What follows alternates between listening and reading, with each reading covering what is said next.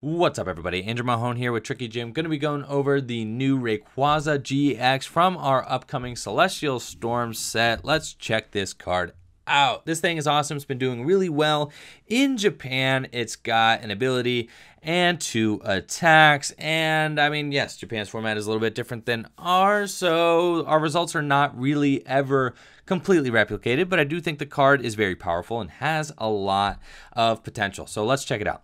It's got an ability, Storm and Stress. When you play this Pokemon from your hand onto your bench during your turn, you may discard the top 3 cards of your deck, then attach a basic energy card from your discard pile to this Pokemon. So you're going to be just milling tons of stuff, but you do get to attach an energy from the discard pile to that Pokemon. If you happen to hit an energy off of the discard, then great, it comes onto the Rayquaza GX. Great form of acceleration. We also have Dragon Break. This attack does 30 damage times the amount of basic grass and lightning energy attached to your Pokemon in play. So you can do a ton of damage if you've got 6 energy in play. So that means you only have, 2 Rayquaza GXs powered up. You're doing 180 damage. If you have like 10 energy in play, you're doing 300 damage. So you have the ability to do just a ton of damage. You can do 210 damage very easily with the Choice Band and just 6 energy in play, which should be pretty easy to get ourselves.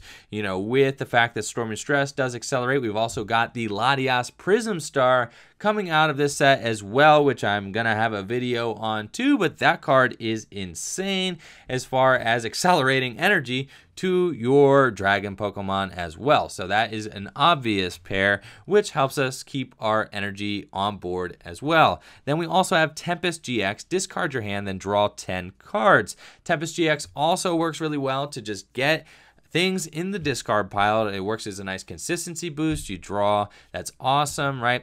But then we also can utilize the Latias Prism Star, like I said, to accelerate. Maybe if we had energy in our hand, accelerate that energy back onto our dragon Pokemon for some big Dragon Break attacks. Now, unfortunately, next format, we are losing Max Elixir, which would be fantastic for this deck because sometimes it can be difficult to get 3 energy onto a Pokemon, especially one that does not have Ultra Beast or Beast Ring at its disposal, right? It's not an Ultra Beast. So we don't have Beast Ring as an option. We can't attach special energy to this thing. So Double Dragon and Expanded is not an option. Counter Energy is not an option. We've got to get basic Grass and Lightning Pokemon onto this thing.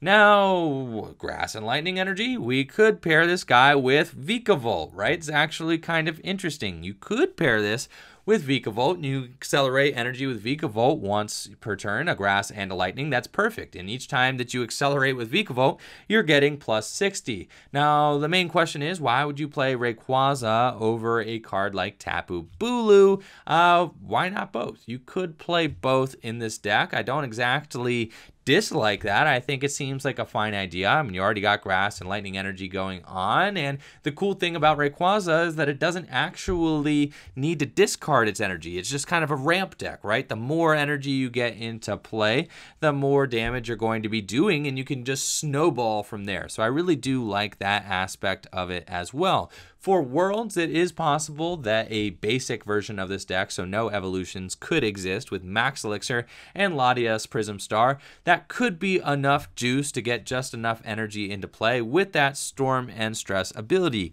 Now, I have to mention that this deck seems very disruptive, right? I mean, goodness, we've got Storm and Stress, which discards the top 3 cards of your deck. Then you've also got that Tempest GX ability. If you do use that as a consistency boost, you're discarding your hand and drawing 10 cards. So this does seem like the kind of deck that could easily deck out, right?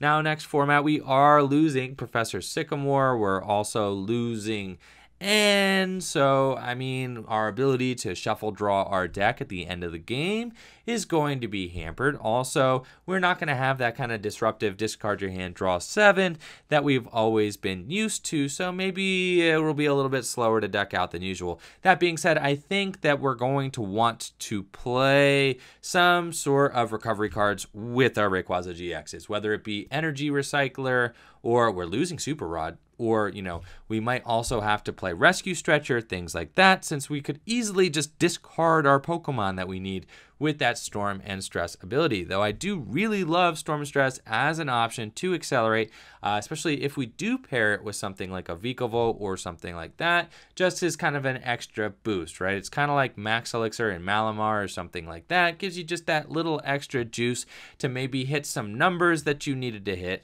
Now, unfortunately, Gardevoir does get pretty good next format, and our Rayquaza GX is weak to Fairy, so that could be a problem. Gardevoir GX does easily dispose of this thing. However, I think Rayquaza GX is a great Pokemon, and I think it has a ton of potential. Next format, we're losing Parallel City. Parallel City would be super, super annoying for a Rayquaza GX to deal with. In Japan, they've got Skyfield available to them, so they can just load up their bench with Dragon Pokemon, go in with Latias, Prism Star, and just attach energy everywhere. It's an incredible deck, right? I mean, they could just get tons and tons of energy into play.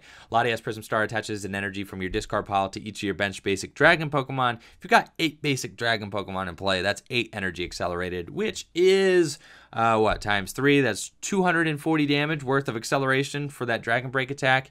Yeah, that's pretty good. So I think Rayquaza GX, excellent Pokemon. It's got a lot of potential. Gonna have to figure out the best way to play it, the best way to partner it, but I don't see how this card is bad next format. I mean, it accelerates to itself. It has an unlimited damage output.